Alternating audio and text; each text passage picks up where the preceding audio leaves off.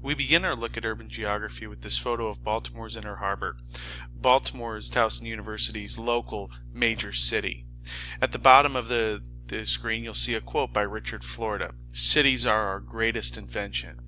And I tend to agree with Richard Florida. While cities oftentimes include stark contrasts between opportunity and despair, cities for thousands of years, going back to about 5,000 years before the current era, have served as destinations for opportunity, has served as economic and social and cultural engines for our civilizations.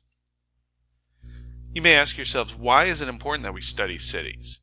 Well, most of us live in cities.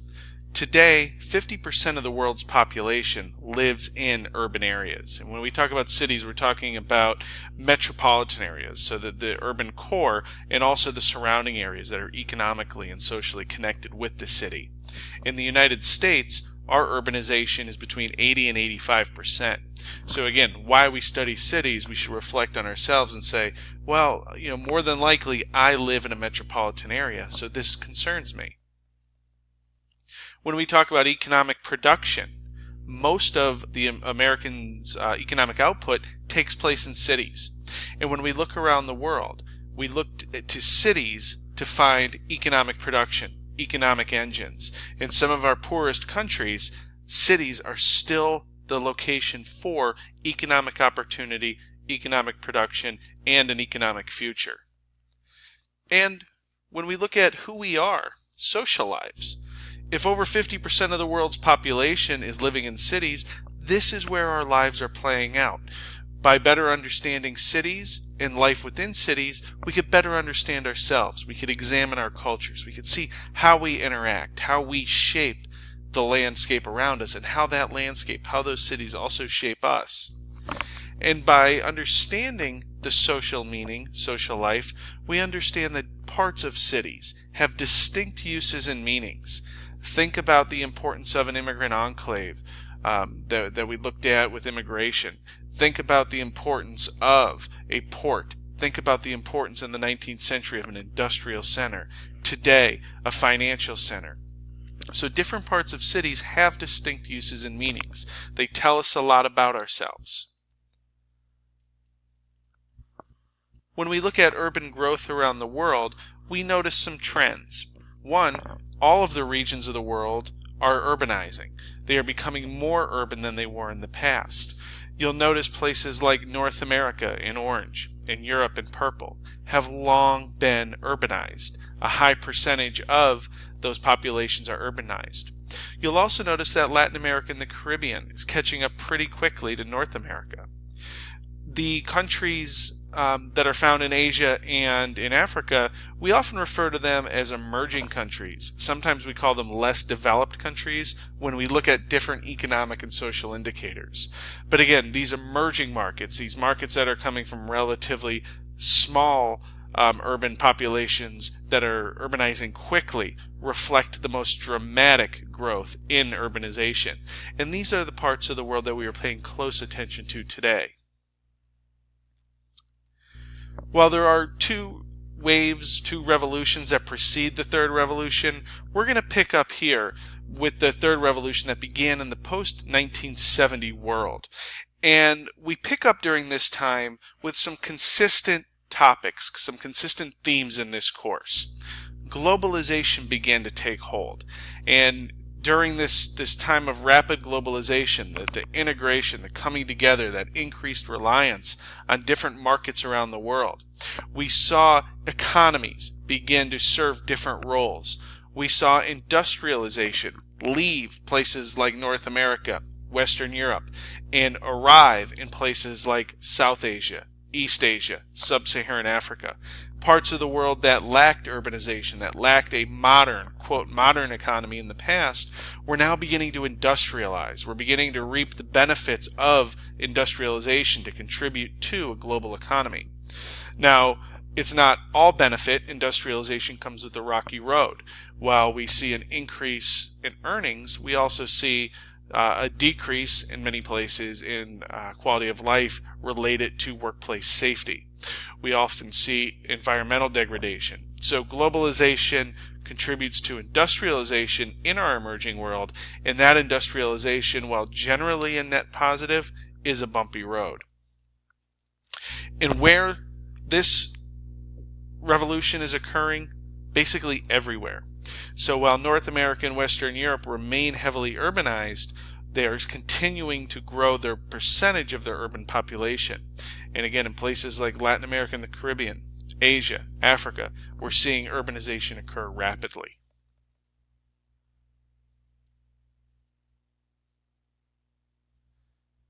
The chart on your screen right now breaks it down by global, more developed, and less developed regions.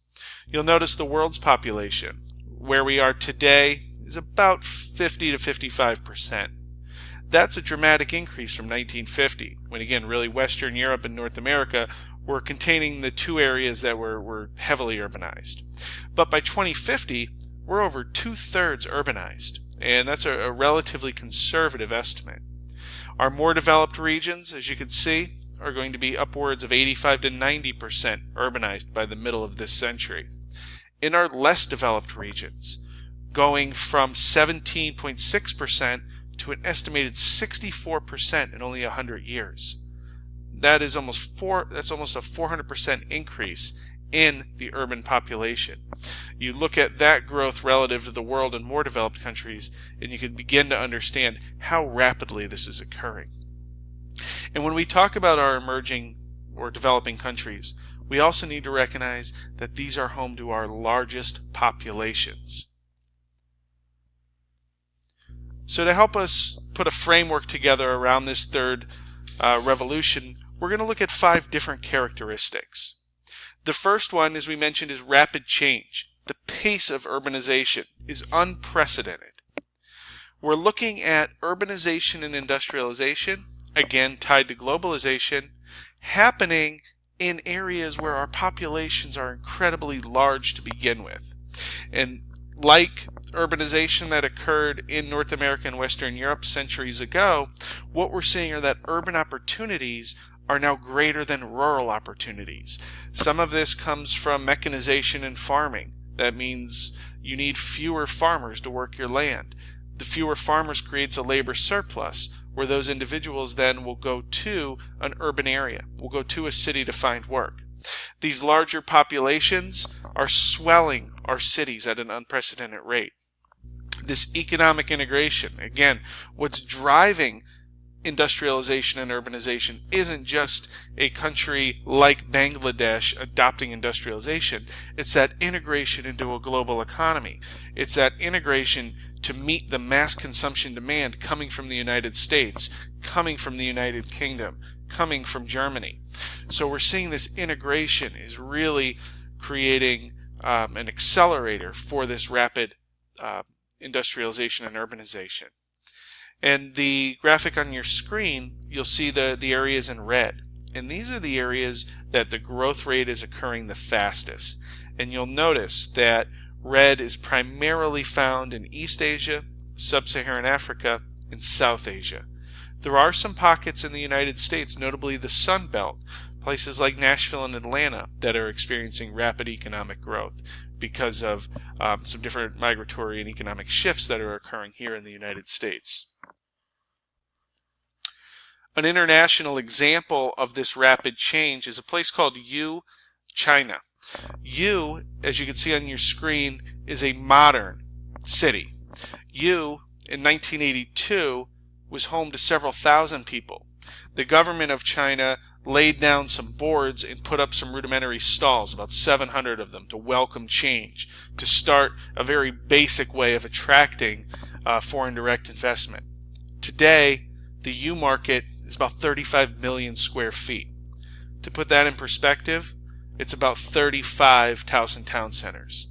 And that is just the mall, the market surrounding the city. The Yiwu market is home to 75,000 individual stores. Now, many of these stores are 150 square feet or less. And what you're going to find at the Yiwu market are low-cost, inexpensive consumer goods. The Yiwu market will often sell these in small quantities, so you're not going to have a business, a major multinational corporation, ordering tens of thousands of an item for their inventory. What you're going to find are small merchants from around the world arriving in Yiwu to negotiate the purchase of glass coffee mugs, plastic toys, little cars, a number of items that you might find at Party City or a dollar store, or some low-cost items that you would find at a discount retailer like Target or Walmart. They're produced here in Yiwu, and then they're sold in this international mart. This international market grew so large that it's meeting demand across the Eurasian landmass. The Silk Road that was in play hundreds of years ago, centuries ago, as a trade route between Europe and East Asia, has been reintroduced with the freight train that goes from China to the UK. So this reintroduction of the Silk Road through a train route to meet demand in the UK for mass-produced, low-cost consumer goods originating in Yiwu. The city has grown so rapidly with people coming from around the world that it's instantly confronting concerns with diversity. As you can see here, a mosque was welcomed in Yiwu by the Chinese government, something that would be unforeseen a couple decades ago, something that is really not seen in other parts of the country.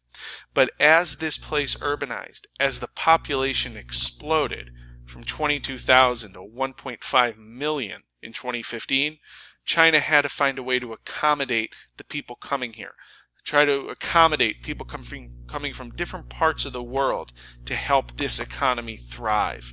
So Yiwu, as a result, is transforming overnight. From 1982 to the present, we've seen that 35 million square foot international market grow, and that doesn't even begin to tell us about the diversity, the complexion, the number of people that have arrived over the last couple generations. A street scene in Yiwu, and you could see Arabic script with Chinese script. You could see these different cultures coming together.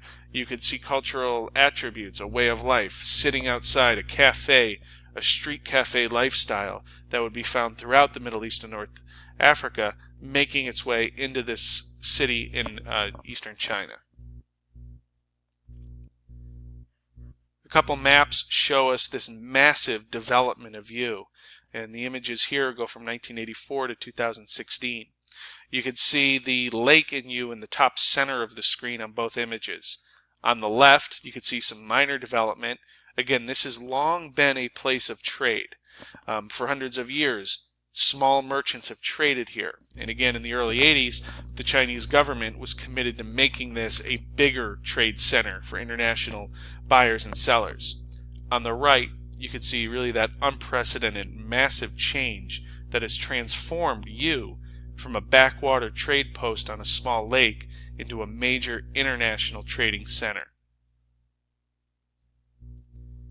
What many of you may be most familiar with are Christmas decorations, end-of-year decorations, holiday decorations. 60% of the world's decorations come from Yiwu. And like cities around the world, Yiwu is attracting many young men from the rural countryside to work in these factories. These men work long hours, make relatively miserable wages, and work in pretty rough conditions, providing labor to meet the demand for Christmas decorations around the world. And you can see here the difference between the workshop and the store where these goods are bought and sold. So again, tying back to really the key theme of globalization, the demand for the goods coming out of Yiwu don't serve the Chinese demand, they serve global demand. And much of that demand is being seen in our most developed countries.